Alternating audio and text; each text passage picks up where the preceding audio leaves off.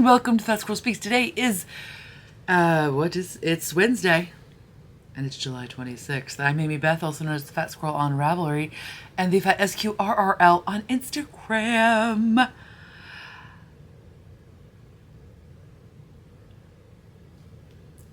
I just got back. I'm sorry. I got back on Sunday from Super Summer Knit Together, which means I talked pretty much nonstop Tuesday, Wednesday, Thursday, Friday, Saturday. So 5 days of me talking. And even though it's like 3 days later, I still don't have a lot of talky talks left. I'm still the universe is like, you have exceeded your allotment of words. We're going to make you slow down. So thank you for being patient as I struggle to human again. I'm a humaning at once, and I'm a human out. But I'm glad you came over to visit despite my potentially unhumanness today. Also, I'm not wearing my glasses, not because I can suddenly magically see without them, but because I just can't handle it today with the glare and the thing. So we'll just have a little soft focus. Well, I'll have a little soft focus. Hopefully your focus is A-okay. But, forgive me. I'll definitely get lipstick on my teeth, or like kale will just like spontaneously like come from the refrigerator and like across this table and then like jam itself up behind my giant two front teeth. That'll happen, I'm sure. So, thank you for being forgiving of me. So this episode will be a bit of chatter about the retreat. It will be definitely some knitting. I did some spinning. I don't have finished spinning, but I have a bobbin to show you. And I am plying stuff, but that's still on the wheel. And then it'll also be, I'm always hesitant to do like hauls, right? Like there's this kind of weird thing that happens with, whatever. It's just not something I usually do. But usually when I go to a show, or like in this case, I'm vending there, I will show you what came home with me. Because it's just from really great folks, and I got to experience the joy of vending at this really positive, just like a room full of people having a really good day. And so I just want to show you what came home with me and highlight some of the makers. Oh shoot, that's upstairs. Look at me. I'm gonna write a note to myself, which I will inevitably forget to read while I'm doing this, but whatever. So I will do that. And then I have a lot of bags. I mean, it sounds like, but like I sewed constantly, as much as I could. And so I brought some bags home, and they will be up in the shop on August 1st at 9 p.m. Eastern. So at fatsquirrelfibers.com, August 1st, 9 p.m. Eastern, I'll have all the bags. I think what I will do instead of putting them in today's podcast is I think I will just do like a short, just like a little here's all the bags. Maybe I'll do that and just upload that like on the 31st or something, because it just feels like a lot to go through today. It feels like a lot of me. And as I said, I have a limited word allotment, so I probably need to stretch out a little bit. So, oh, sorry, there's a big butterfly just like whooped into my yard. I can even see without my contacts, or I don't have contacts, I have my glasses on. I started to say sunglasses.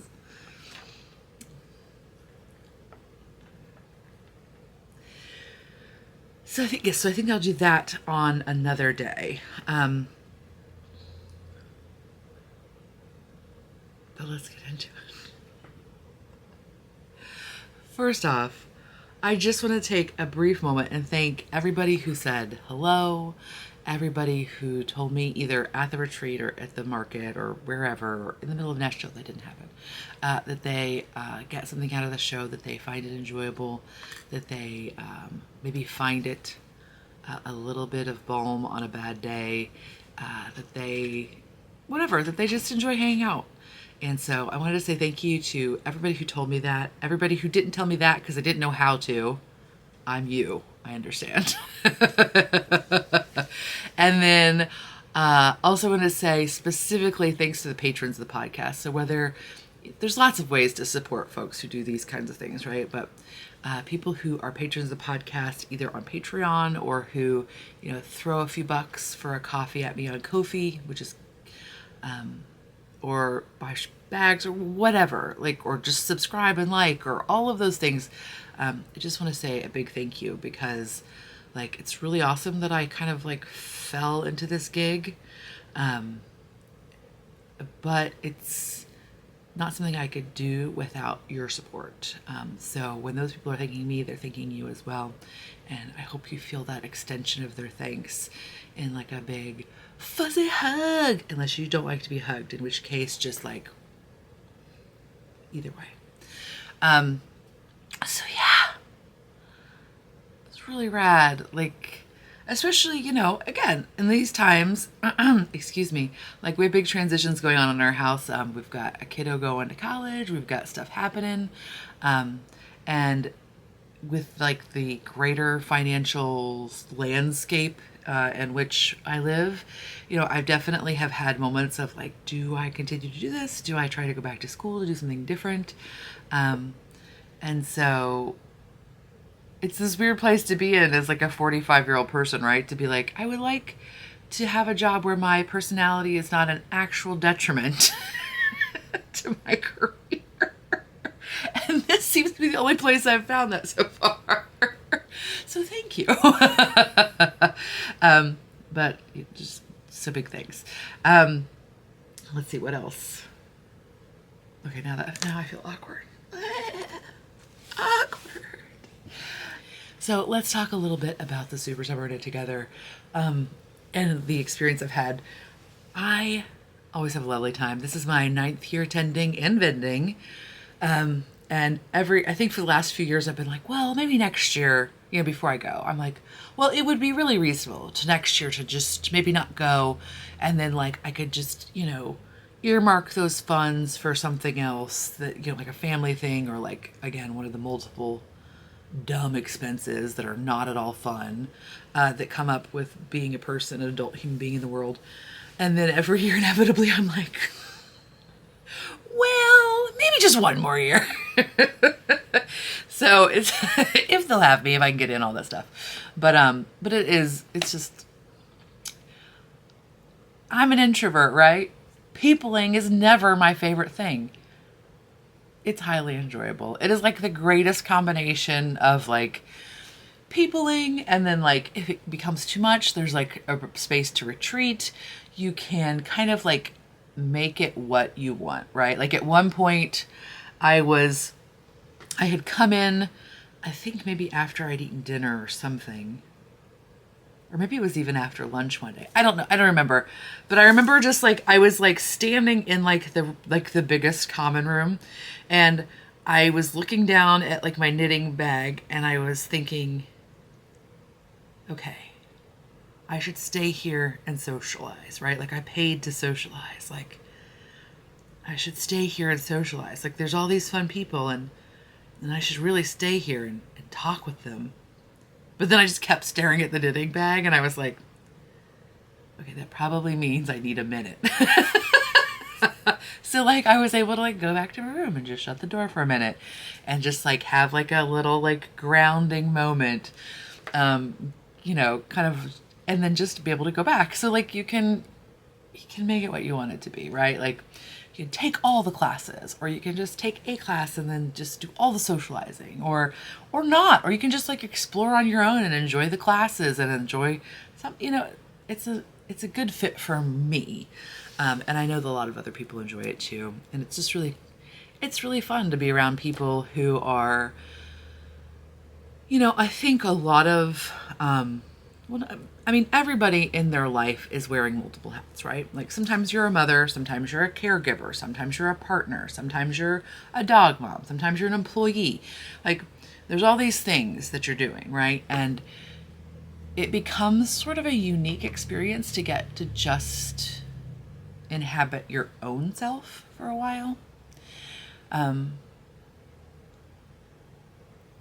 so it's really exciting to not only to have that opportunity to just be able to inhabit your own self without these other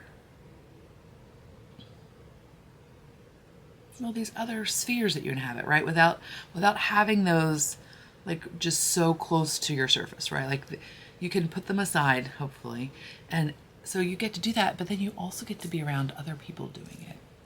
That's really, really exciting, right? Like, I think sometimes when people say you're going to a knitting retreat, they just imagine that like you're in like a piney windowed A-frame house and you're just all sitting quietly and like looking very tidy and just working quietly away on things.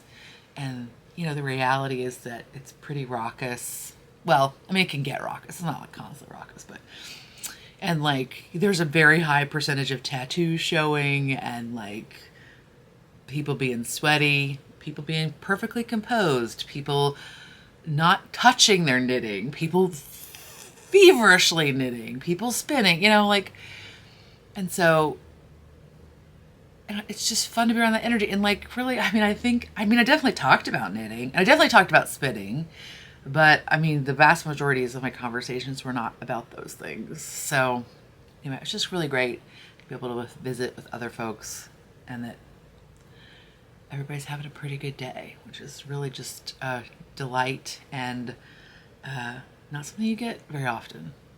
And so I really am deeply appreciative of folks who shared their really good days with me. It's really awesome.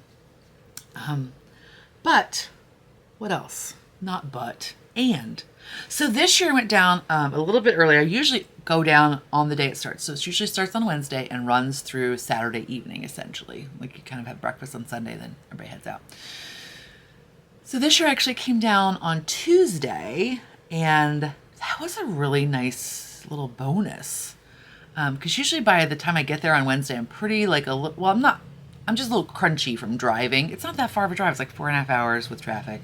But it's just like, especially with vending, like you're kind of stressed about getting it together. And like you've come off of this, like probably for me, like months long, like higher intensity production level. And so by the time like that, all of that adrenaline has like been processed through your system, you kind of, so it's nice to get there early and then have that happen before lots of other folks are there. So I had a lot more time to visit. I was able to go to shops and stuff, which I don't always get to do, or which I don't always choose to do. Not get to do, but I don't always choose to do that. So it was really fun. I was able to go to Modern Daily Knitting. So they're not open for retail business typically, but they made an exception. They had like a little like open housey kind of thing. Not open house, but like house preview. I don't know what you call it. Whatever. We got to go in the shop or go in the warehouse.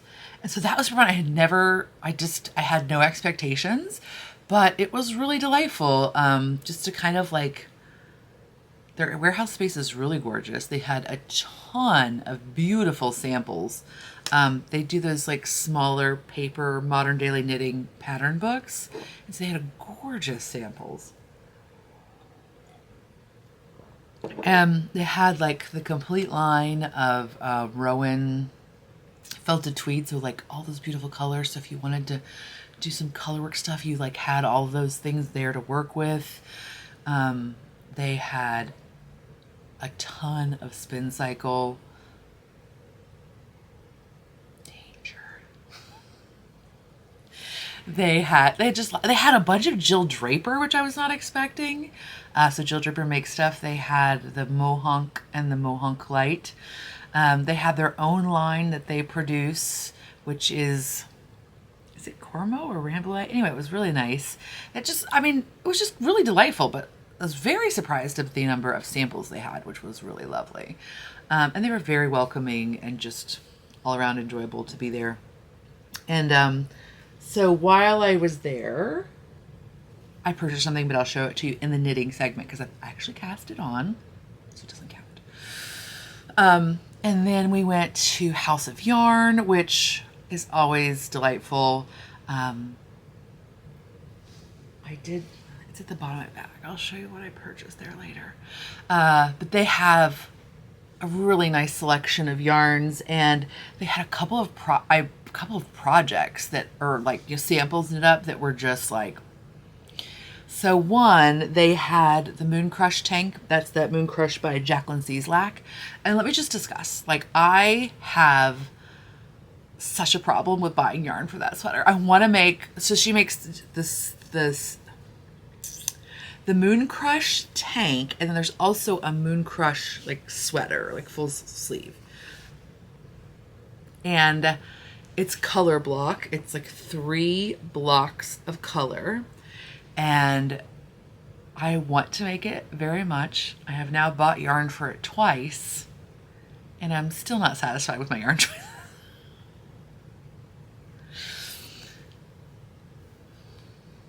Like, I definitely have expressed expletives in my frustration at buying yarn for this sweater. It's nothing to do with the sweater. It's everything to do with me, and my inability to like have lots of neutrals. I think what I like about the sweater and the color blocking is that they're the ones that I like the most. So the finished objects that I like the most are the ones that are primarily neutrals.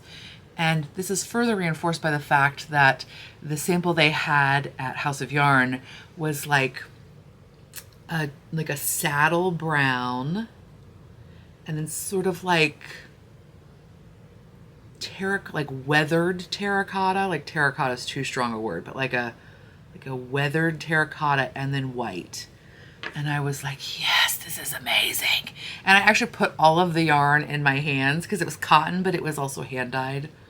So it was a little bit out of my price range. I had them all in my hand, and I was just like, because I couldn't see the price tag, and then I saw the price tag, and I was like, maybe I can't really. But the thing is, it's like, I actually literally need like a 1-to-1 project guidance on this one for some reason.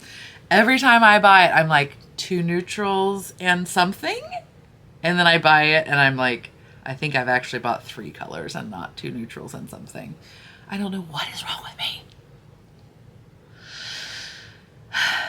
I also think part of the reason I like the projects I end up liking with it, that I am most drawn to, have like very low saturation, and I am not good at low saturation. I don't know. I just am not good at it. Like, it's not something I'm naturally drawn towards. So that's the other thing. I think I get too deeply saturated yarns, and then I do this little bit of sample, and I'm like, oh, that's not what I wanted it to be. Well, no joke.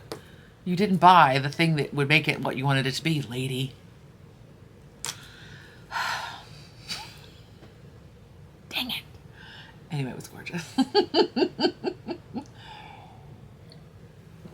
And then they also had a sample. I'll put a picture in here.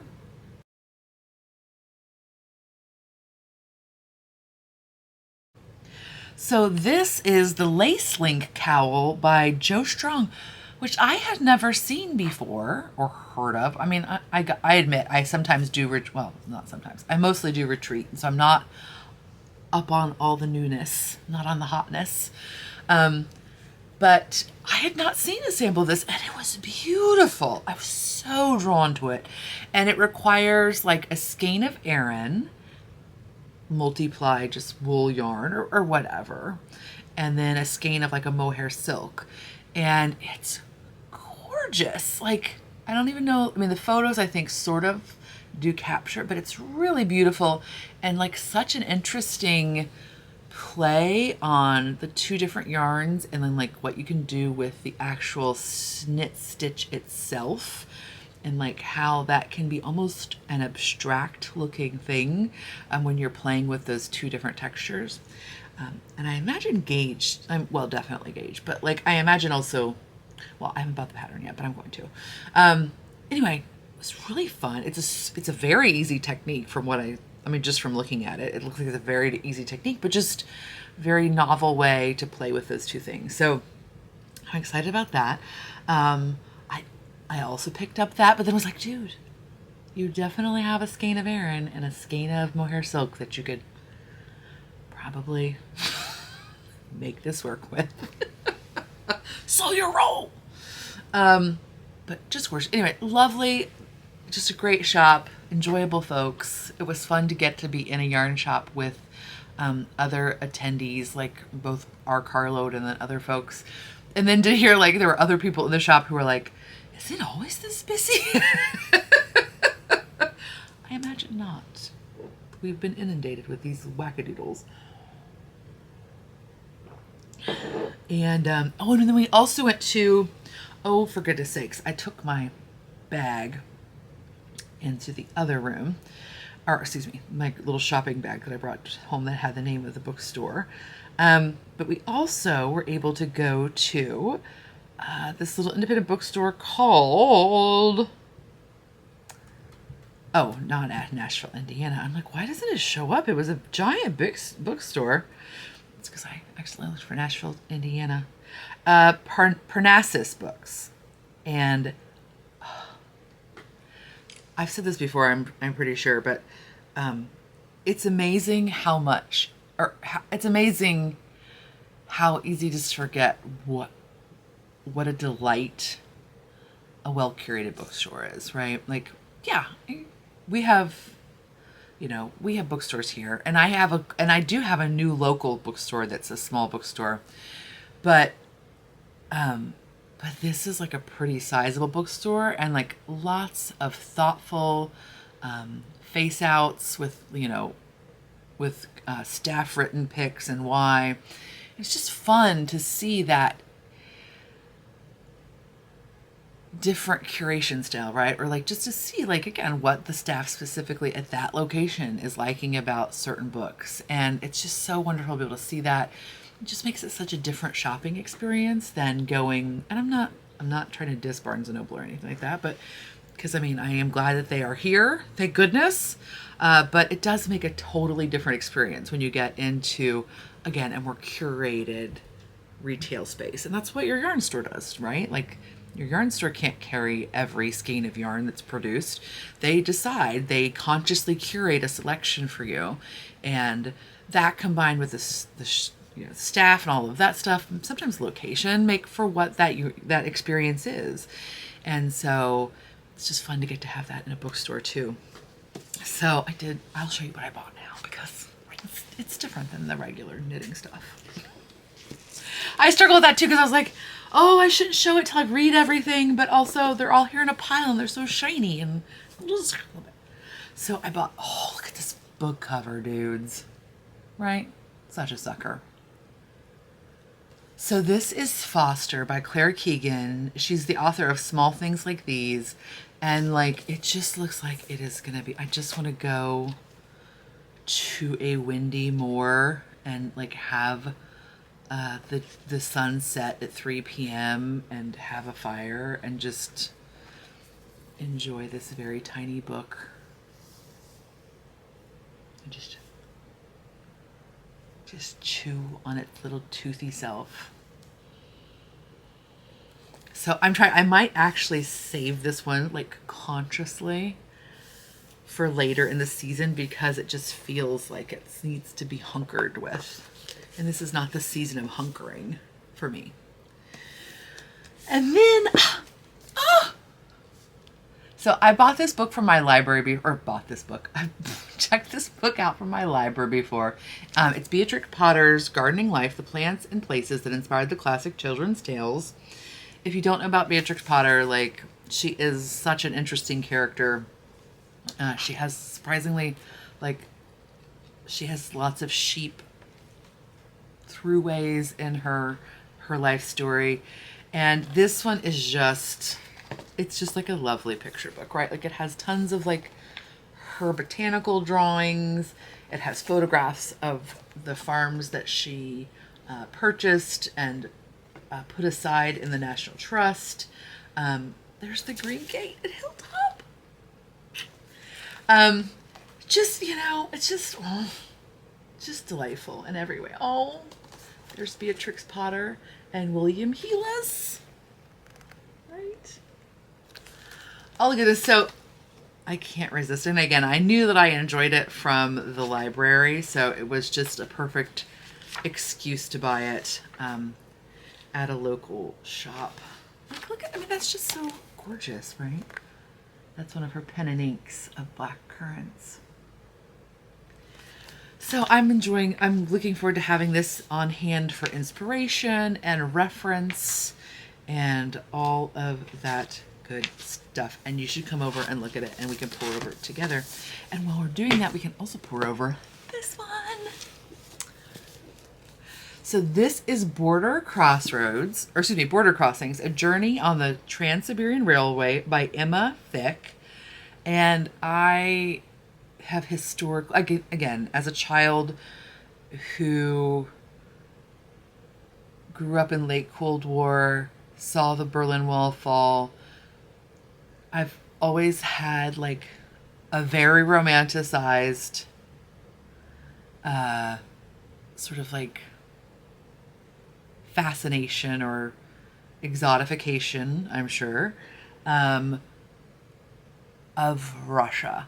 And it's just like a fleeting thing. It's not it's not something that I've delved into lots of the history. It's just like, again, it is like, I think, a movie inspired just like little thing in your brain.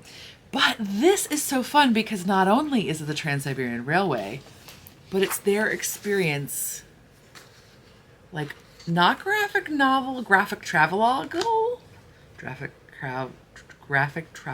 style. So yeah, I've just started I'm gonna parse it out. It's gonna be delicious. So fun. I just really love illustrated journals. I love the thought of them. I want to be a person who does them, but I just want to be a person who has done them and not a person who actually does them, because I'm not a person who does them. Does that make sense? Like, I'm like, oh, it would be so delicious to be able to like just sit and do interesting drawings of like my sausages that I ate, but then I'm not actually the person who does that. I just want to think that I am. And then I got also The Devil's Element, which is Phosphorus and a World Out of Balance by Dan Egan, who is also the author of The Death and Life of the Great Lakes, which I have read parts of, but not thoroughly. So I'm very intrigued by this one. I've not seen it before. So again, it's all about like phosphorus as fertilizer, algal blooms, like all of the stuff that goes around with that. So I'm looking forward to that one as well. So yeah, those are, right? I fell. I mean, there were many more in the stack that I did not buy. I bought only 4 things. There was a store of like 4,000 things. I'm basically a hero. I mean, come on. Look at none of book buying here. Shush. So restrained. But yeah, so then let's actually talk about knitting. What? Oh, and so another thing I want to, oh, maybe not. Okay, we're still talking about Super Knit together. Okay, before I forget though, I do want to apologize. I know I'm not supposed to apologize so much, but I can't do it. I'm still apologizing. I don't know how to not do it today. I want to apologize and then also offer a warning for, I wanted to play board games so much. It sounded like such a good idea, right? I was like, oh, we can play board games. We'll have our little knitting. I don't have the bandwidth to play board games when I'm at a knitting retreat. So if you ever hear me say that again, tell me to hush up. Remind me that prior me, past me knows better. That's such a fun idea though, right? You're like, oh, we're together. We'll do it. It'll be so fun. And then I just don't have the bandwidth. Like, I think I could play a board game. I don't think I can start a board game. Right? I think if I were at a table and somebody was like, oh my gosh, do you want to go to the parks? I'd be like, oh, 100%, let's do it. But I don't have the bandwidth to be like, oh, I'm going to go get a board game. I'm going to bring it back here. I'm going to stop knitting. Stop spinning. I'm going to go get a board game. I'm going to bring it back here. I'm going to get people who want to play this board game. I'm going to teach them how to play the board game. I'm going to play the board game. That's way beyond me. I don't know what I was thinking. I mean, I do know what I was thinking, but I was thinking incorrectly.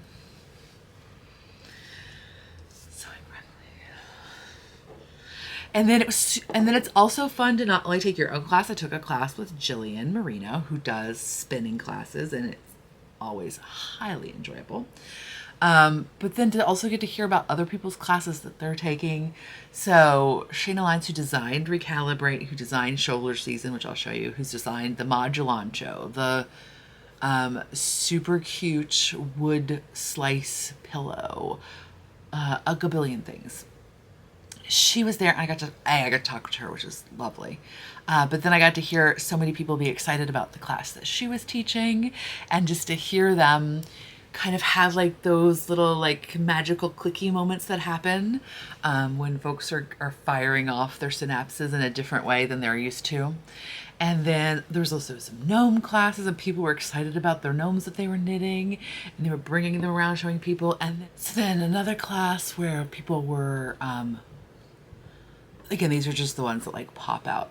Another class where people were learning to make a cardigan for their form, like from their gauge swatch, so that it could be like wonderfully and perfectly fit to their specific body. People were super excited about it. Like I had like heard people like, oh, I was really I was a little uneasy about the math going into it. And even like while it was happening, I was a little uneasy, but then like the curtain lifted and it all made a lot more sense. And now I feel like I have this ability to go forth and like maybe do this on my own, and like they're excited to see what was going to happen. So it's just really a great experience, and it's just fun to be able to like sit down at lunch and like, again, like you always have something to talk about. People are always taking classes or knitting on something or excited about something. Okay, so one thing I forgot to mention is that also part of the retreat, there's like a tasting room. So they have like tons of wheels, tons of needles, drum carders, yada, yada, yada, yada, where you can go and experiment with different things. Like if you just don't have access to those for like in a retail space near you. So that's super fun. But also there is the try it on room. And that's where like lots and lots of wonderful folks bring shawls and mitts and hats and sweaters. And they're all tagged with like the sweater that it is, and oftentimes the size that it is, and the yarn sometimes, whatever. But you can go in and just like try on things that you would never. Okay, so it's always fun. It's always fun to see like what looks great on everybody. And like that is a very, like that's just fun. Like again, like some things like the trapeze, or I mean, I know the recalibrate looks good on everybody, but you know what I mean? Like it's things like that where you're like shapes that people are not necessarily accustomed to in their knitwear, like crop shapes or cap sleeves, or like again, like unusual shapes that people are not used to wearing, and then like they look good on everybody, and they like, it's super fun when they look good in the same size on many body types. That's also very fun. But the one that I found that I really liked this year that was not in any way on my radar was the Radvent sweater. So here's a picture of me in the try-it-on room. So that's the Radvent, so like Advent but with an R, by Amba, A-M-B-A-H, O'Brien. And what it's designed for, like a countdown mini skein set, so like 24 mini skeins. It's knit sideways, so you knit from cuff to cuff. The one that's pictured there was held with a strand of, I believe, like a fawn, like a, no, it's like a little bit darker brown, but like a mohair silk. And so I really like that look because it sort of helps to blend, even though it's not knit like a fade. It still helps to kind of like give some more continuity, so you don't have as hard of a stripe. And I think also, again, I think those were intentional. The dyer made intentional choices to make those a very cohesive color palette, and with the speckles, it also sort of helps to break up lines and things like that. So anyway, it was just really gorgeous, and I was like, oh, I didn't even know I needed to make this. What? So I do have some of my last year's bat vent. So like I could think about using that, or I could think about, I mean, I definitely have already like gotten scrappy stuff out to like think, should I do this? If you're a patron of the podcast, I put a video up about me like doing my like little like Weasley brain weaseling, where I like put together a bunch of skeins and be like, oh, should I just do my own like, again, it doesn't have to be 24 mini skeins. You could do it with like 4 regular skeins or whatever. And then you could stripe it or not or whatever. So I put together a bunch of like scrappy skeins and some new skeins I purchased at the market. And I was like, oh, maybe this will be amazing. And then it was like, again, I came back to that whole moon crush thing, right? Like, yes, I like this pattern, but I think I also have in mind like a similar aesthetic to the one that is either pictured or that I tried on or what have you. And so the colors I picked out were all greens, but there were like lots of like brighter, poppier greens. And it was like, okay, this would be fun and this would work, but is this really going to be like what I want in this moment? Because in this moment, I love this like kind of muted, stormy kind of like color palette. And so, yeah, I'm like trying to decide, do I try to figure that out or do I, yeah, whatever, let it mercerate. I've got some other stuff to work on. So yeah, so that's that. And then I'll get back to so thanks for letting me push this in, and then I'll go back to the other stuff. And then of course, there's the vendor's market, which is bananas and so fun. And it's like super stressful as a vendor. You're like, oh, I gotta like put all this stuff up. And like at one point, Leslie was like, so what did you bring this year? And I was like, I don't even know. Probably nothing good. You just, like, again, I think every maker has these like, just like, oh, I don't know what I'm doing here. Why do you guys even humor me? You know, we have those moments. But it was great. And like, it was fun to see people excited about my bags, to see people who are like, I don't know, I shouldn't buy another bag, but I'm going to because, you know, they're well made. I enjoy using it, you know, fill in the blank. It's just delightful, right? Like, it's just like, I know I have repeat customers because I see some of your names and I recognize them. But like to actually hear people say like, oh, I have a bag that's, you know, several years old and I still use it all the time, or see that on Instagram or, you know, whatever. It's just really like, just like a little positive oomph, right? Positive oomph. Like, I get positive quarterly reviews. Like, they're just so good. But that means I also got to look at all the other vendor stuff. So I guess it feels like this is like an organic time that we could do that, right? Is it organic? I don't know. What do I do anymore? I'm not sure. We'll talk about it right now, and then I'll talk about my knitting, which also includes some vendor things. Okay, so let's just do it. Let's just do it. So, oh my goodness, it was so fun. And I want to take 1 second to also just like reframe this, right? Like, this is my actual job, right? Like, and I'm not saying this to like excuse any of the purchases I did or did not make. That's not what I'm trying to say. What I'm trying to say to you is like, this is not like this is my actual job. That's all I'm saying. I guess I'm just saying that. I just want you to be like, I don't want you to feel like that's, I don't know, dudes. I don't know. Like, it's just weird, right? Like, it's weird. I don't want to make anybody feel like they need to buy stuff. So I don't want to do that. But I'm also excited about these vendors and like how they're doing their own things. And it's really cool. I will never show you the Stanley Cup that you need, because you don't. But I will show you the yarn that is actually supporting a real live human being's business. So that's just the deal I'm going to make. Okay? Okay. Like, you do with it what you will. You're consciously consuming. You just skip ahead if you're not interested. And I am right there. I will show you the knitting when we get to the knitting part. There's no test, but I will show you what I bought. Okay, so in no particular order, but just like by the order that they are in this bag that I re-put together. So Hip Strings was there. They always do a great job. They have beautiful fiber. They have beautiful wool. And so this year I purchased some buoy because it is just like it's a great blend. It's really fun to spin. It's always good to have more neutrals. But then I also bought this one because it's so floofy. So Bowie is a combination of BFL, Shetland, and Manx. But then also, I bought this, which is their haunted colorway in Superwash Shiniko wool comb top, and it is like so fluffy. These are both the same way. Like you can just see, it's like banana fluffy. I'm real excited about it. I mean, right.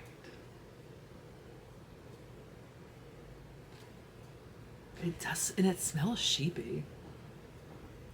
It smells quite sheepy still. I mean, like in a good way, right? Like not in a way, like in a most wonderful way.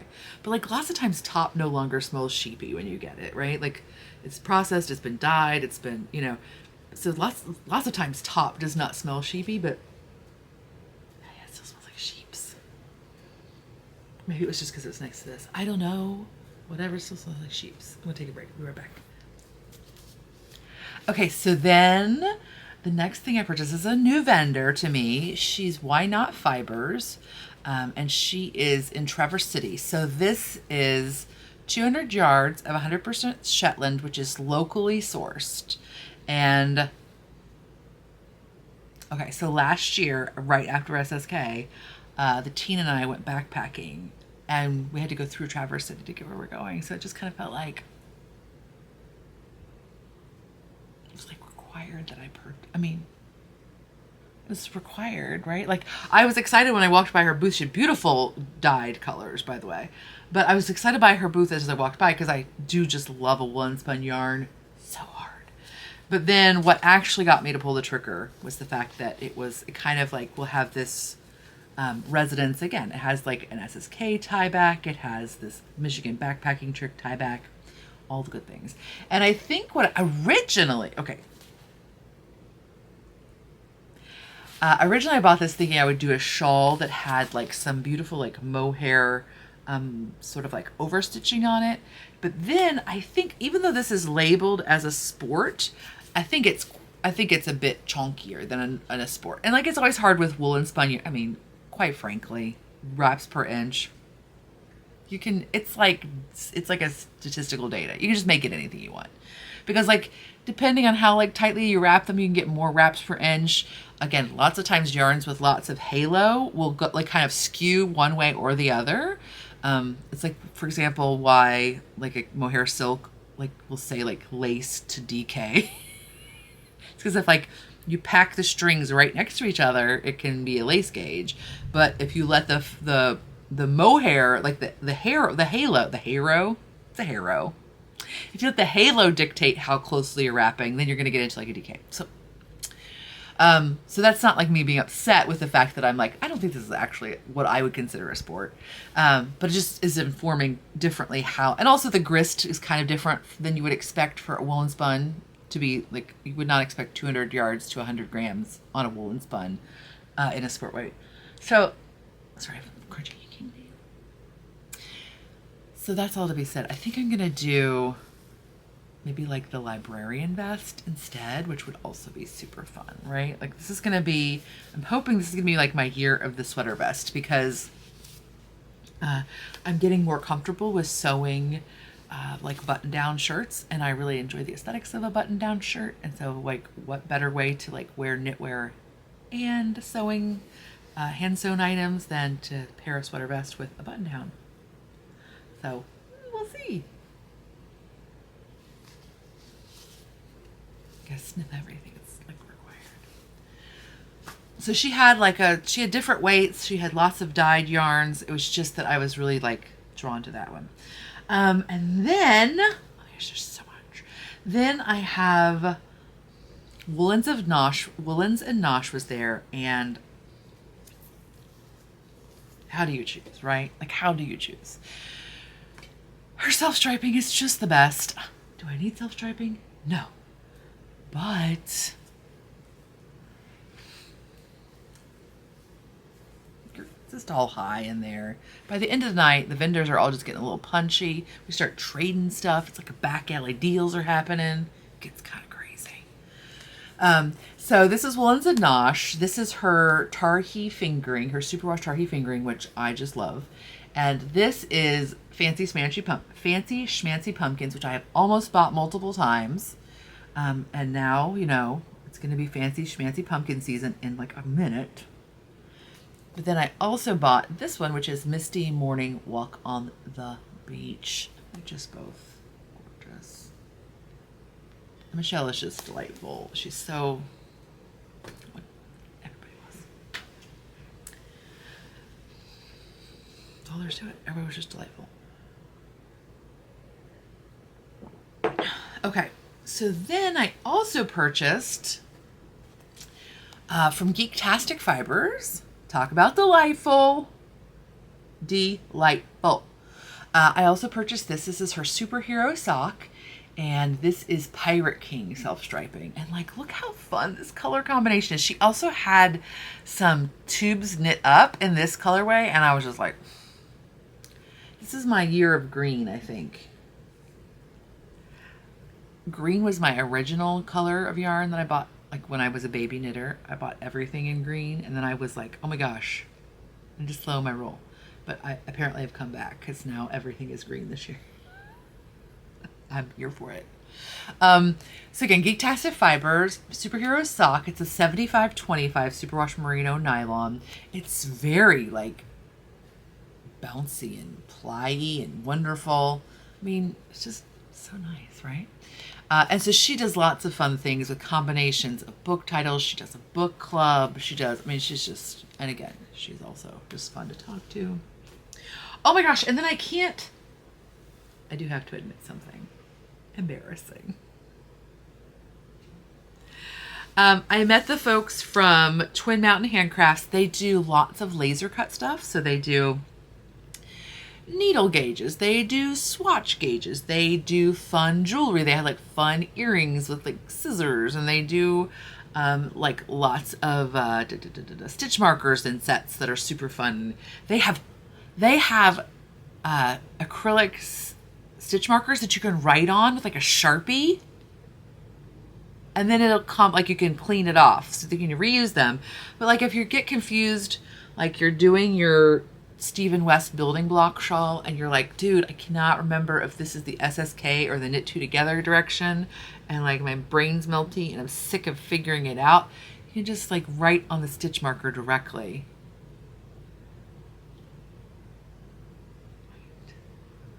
How clever is that? So again, they're Twin Mountain Handcrafts. I did get a dill pickle needle gauge because like it was green. I didn't even realize that. And also I really like pickle. Speaking of which, I need to call my local place and get some pickling cucumbers. Because I can never get them at whatever. Okay, that's another day's thing to do, not today's thing to do. But anyway, they were delightful.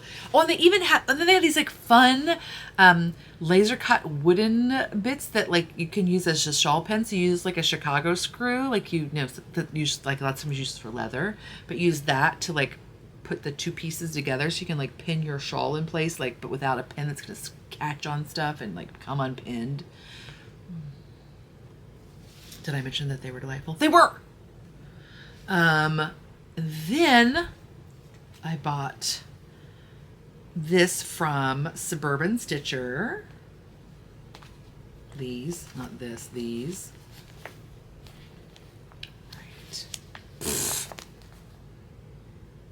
Diana. The worst. Just the worst.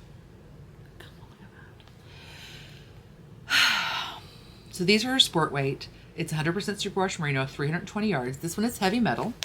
This one is swamp, and this one is plum. And like, how fun, right? She had like a little like fadey shawl, like I think it was an Andrew Mowry one. And so originally I was like, oh yeah, I'll totally do that because it was so plump and just like squishy and fun. But then when I got them home and I was looking for shawl patterns, I was like, okay, that's still an option. But also, I thought it also would be really fun to do like a combination of this, and then I have some Bartlett wools. Okay, yeah, that's right. I always start to say Barrett, and then I'm like, no, it's Bartlett. Bartlett wools, which is in Maine. They do a woolen spun yarn or they do woolen spun yarns. And I have a sport weight left over from another sweater that's sort of like a couple of natural shades, like a natural shade darker than this. And I was like, wouldn't it be fun to do that Andrea Mowry vest? The what's it called? There's like a sweater and a vest, and they're fairly new patterns, if I'm not mistaken. They are, in fact, called something tessellated. Sorry.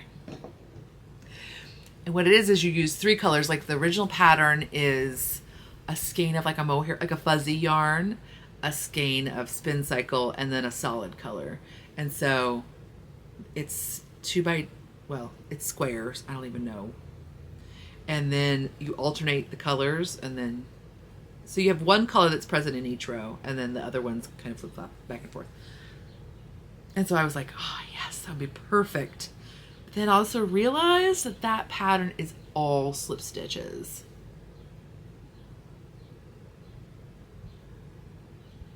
So I don't know. I might just kind of use it as inspiration, or I might do it as color work instead of like as stranded color work. I don't mind to do slip stitches. Like I'm doing another pattern that involves slip stitches right now, but I hate it when like it's, I don't know how to explain it, but when it's like it's like every row is, okay, that's how you say it. When every row is equals parts slipped and knit stitches, it makes me unhappy. Like very unhappy. Because that's what really feels like it slows your knitting progress down. Like if the majority of, if like a good portion of the row is not slipped, I feel like you gain more like row height, like you gain more length at a more reasonable rate. Like it's not a normal stockinette rate, but it's like less crazy than when literally you have to knit 4 rows to get 2 rows of height, right? Like I can kind of do 4 rows to get 3 rows of height. I can kind of manage that one, but oof. 4 rows to get 2 rows is too much. So it will change the look of it if I do it stranded. But I think I'd be okay with that. So either I'll do that stranded, or I'll think about a sweater vest and just employ a different stitch texture. We'll see how it shakes out. So again, that's Suburban Stitcher. And then what else do I have? Okay, so then I have from another Crafty Girl, I have, just guess what colors it's going to be. I also have another color, but I'm knitting it, so I'll show you too when I get to my knitting projects. But I mean, Sarah always has the best yarn. She's just such a beautiful color sense, such fun. Dang it. Dang it. Right, Gus? Gus is also saying, dang it. But these are both her strong sock. This is Lightning Strike, and like how great is that? Like if you're looking for a fun highlighter, but you want some more visual texture in it, like how great is that? Super fun. And then this one is Courage, which is also just such great greens. Again, a totally different vibe. Much more foresty, warm, but with some like taupey, mushroomy color in there, and some like dark. It's just lovely, right? Oh, so stinking gorgeous. I know such talented people, y'all. It's ridiculous. And then let's see, that's that. Okay, and then another new to me vendor is Republica Unicornia, and I purchased. Okay, so I did buy this. It's this sweet little like triangle pouch, but do you see what the fabric is?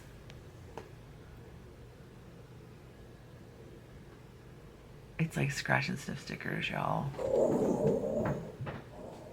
So like, if you're a Gen Xer, if you're an older millennial, like right, younger Gen Xer, older millennial, whatever, it's totally got like, I just can't explain to you how much joy it is. Like the little caramel apple guy and the little bubblegum machine, right? At the little berry. Remember the bear with the cowboy hat on? Come on, come on. There's Pickle. He's dancing. Highly enjoyable. highly enjoyable. And then also from them, they were lovely. I definitely was given ginger snap cookies that we were across the aisle from each other. And I am a ginger snap connoisseur. I like to think of myself as such.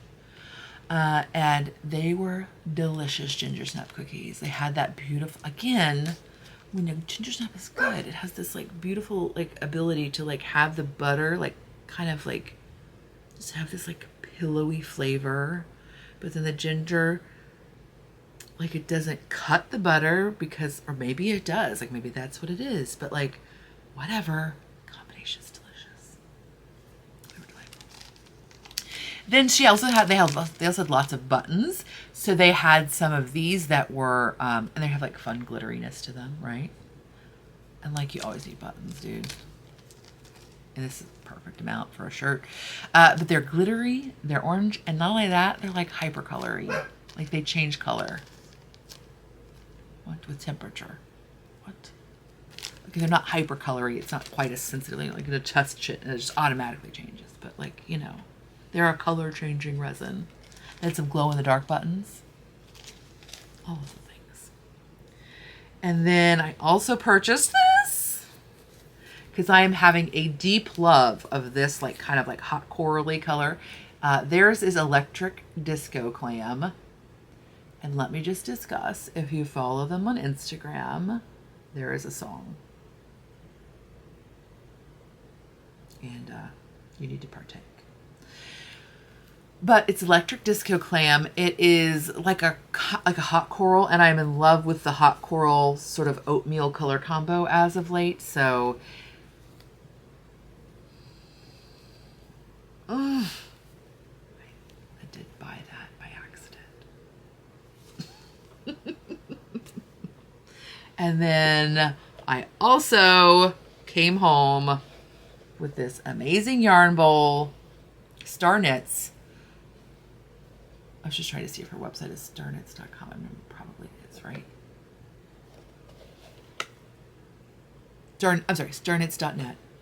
She does amazing things, right? She does like a million different kinds of project bags. She does all of the things. She also does these yarn bowls, which you could not pay me to make. Couldn't do it. Couldn't pay me to make this. So if you ever see her at show or she has them online, she does a fabulous job.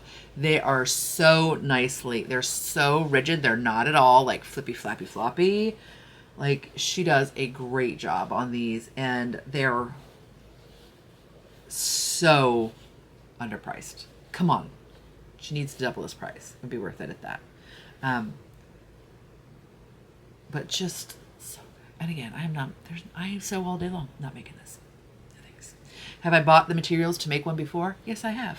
Have I actually sat down to make it and been like, you know what? Yes, I have. She does a fabulous job.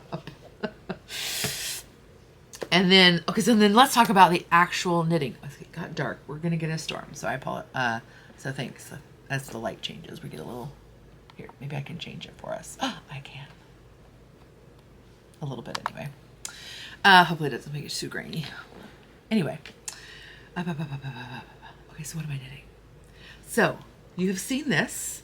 I am working on the Shoulder Season, which is a pattern by Shayna Lines. And here's mine so far! So I am using Leading Min Fiber Art Showstopper in the Pines colorway.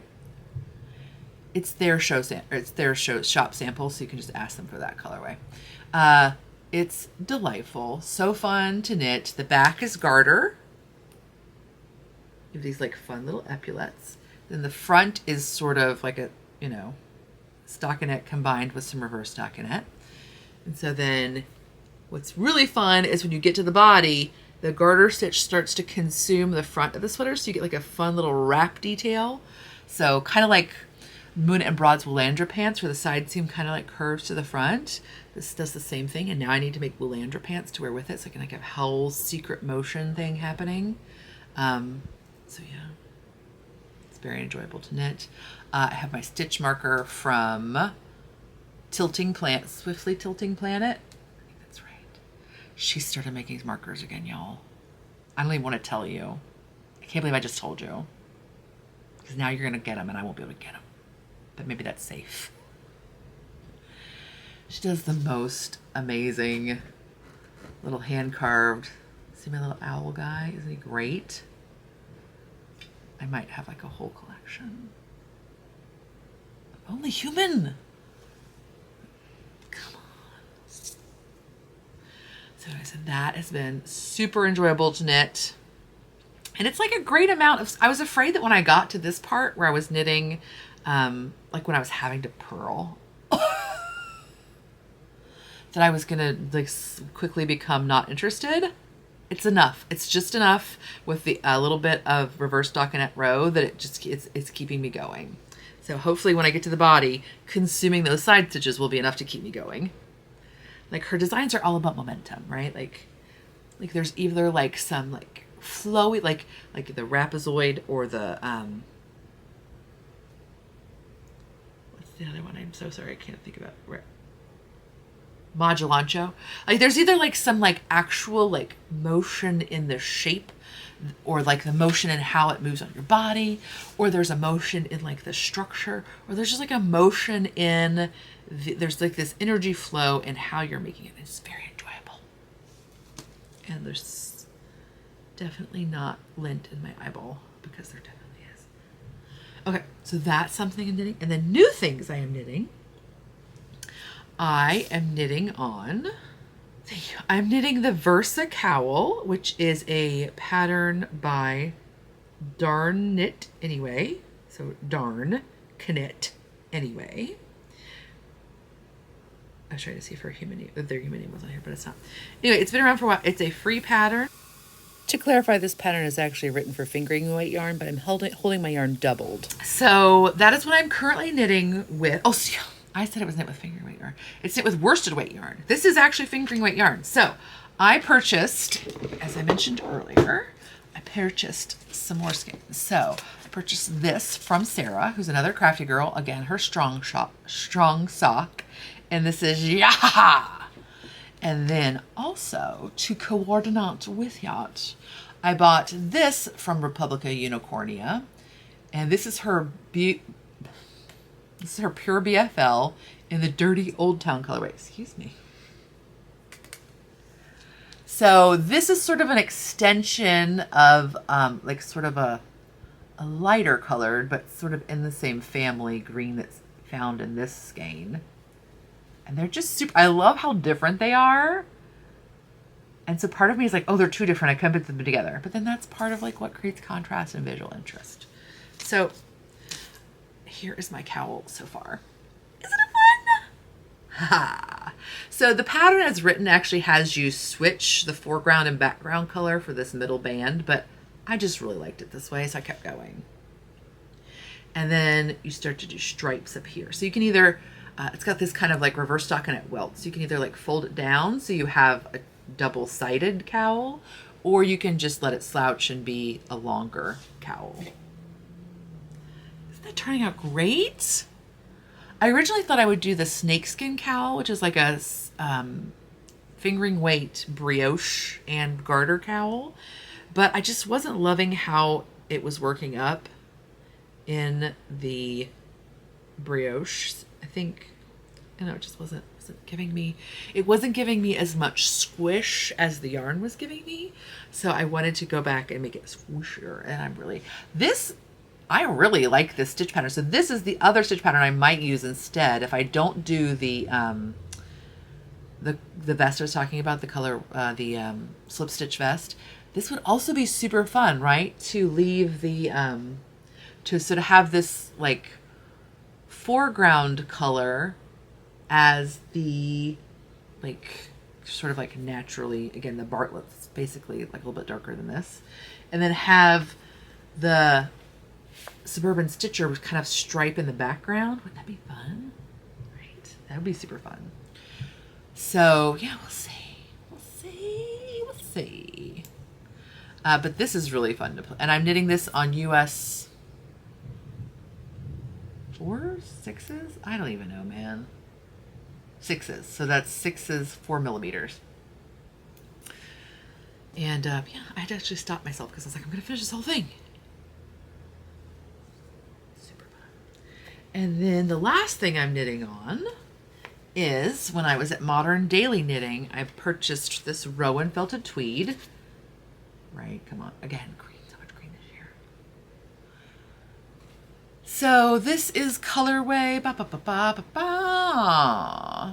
216. This is colorway, and it's like French mustard. And then this is colorway 153, which I don't recall the name of. But this yarn is 50-gram balls, 50% wool, 25% alpaca, and 25% viscose. And can we just discuss?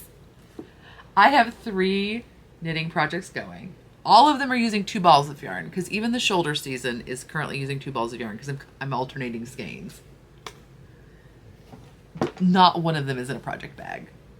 I probably have like 150 project bags that I am currently ready to sell. None of my knitting is in a project bag. Whatever. Thank you for it's getting stormed so much. It's getting moody up in here. I mean, come on. So I cast on the Plus Shawl, which is a pattern by Olga Jazzy Knits, which she's so fun. And I took a class from her 1 year at SSK, and her patterns had not been on my radar until then. And now I just love to see what she's putting out. Even if I don't make everything she does, like everything she does is interesting. It's so cool.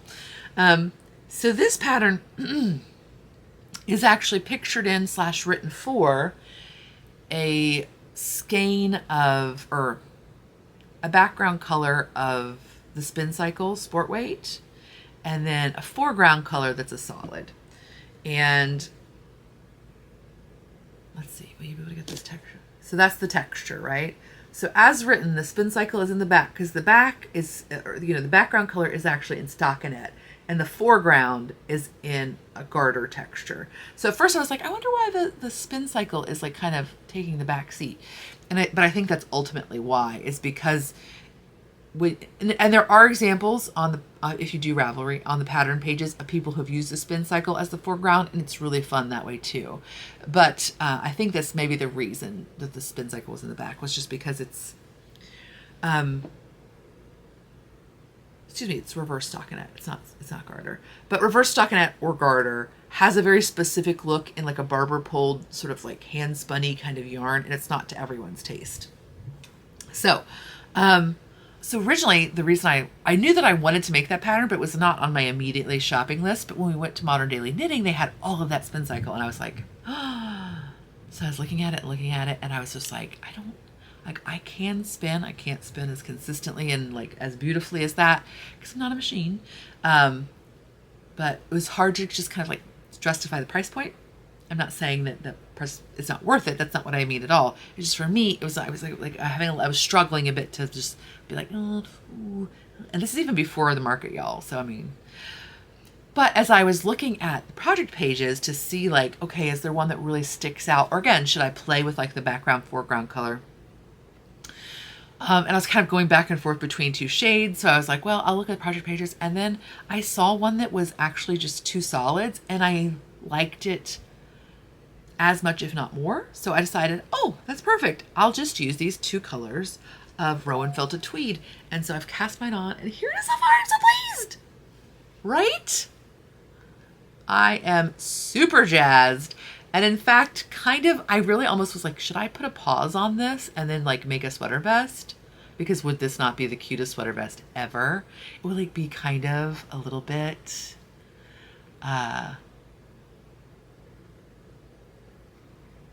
David Rose. I was like, I can't think. Have a little bit. It would be like I am not a David Rose, but I am a knitter. And I could like slightly pay homage to that-ish in my own way. Whatever, it would just remind me of that. So wouldn't that would be such a fun, well, I mean, it would be a fun sweater too, but like sweater vest would be a little bit more of like my speed in terms of like that graphic.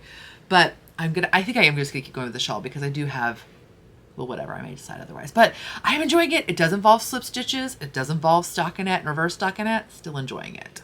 Muchly. Are you excited? I'm super excited about it. This would be another one that would be super fun to use for your crosses. Would be fun to do like a mohair silk or like some sort of textured yarn held along with like a sport weight that would, or excuse me, a fingering weight, because I think again would give them even more. But it's great in this like wooleny yarn. I think I really like it so much. So fun, right? So that's all the things. Are you so over me talking? I know, right? The world is like, dude, stop talking. We're gonna make it so dark that you can no longer record a video because you need to shush. I hear you. I hear you, universe. I hear you. Okay, so that's all for now. Again, I'll probably do just a small video on the 30th, or excuse me, on the 31st of like what I'm gonna have for the shop. Or I might just do the update without one. We'll see where my spirit is at that moment. Like part of me likes to do the like, but look at this, I love this fabric and this is why. I really like to do that. But then part of it is like, well, there's like 30 fabrics. And so it might get a little bit too much. We'll see.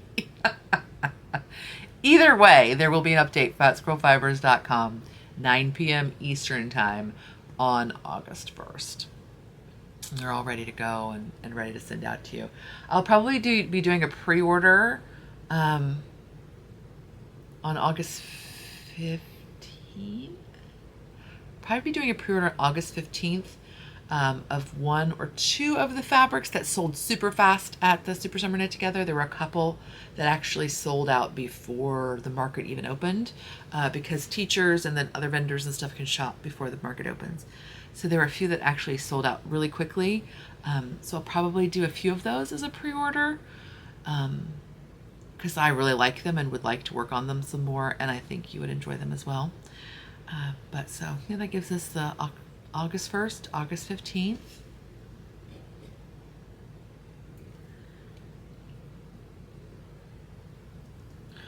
And then it's like, okay, then it's like spooky season?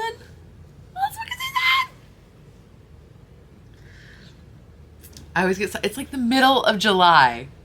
We're literally in an active heat warning. And I'm like, it's almost fall! Stop rushing time, dude. Stop it. But you know, it's just fun. It's exciting. But so that's all, and I'll talk to you next time. Bye.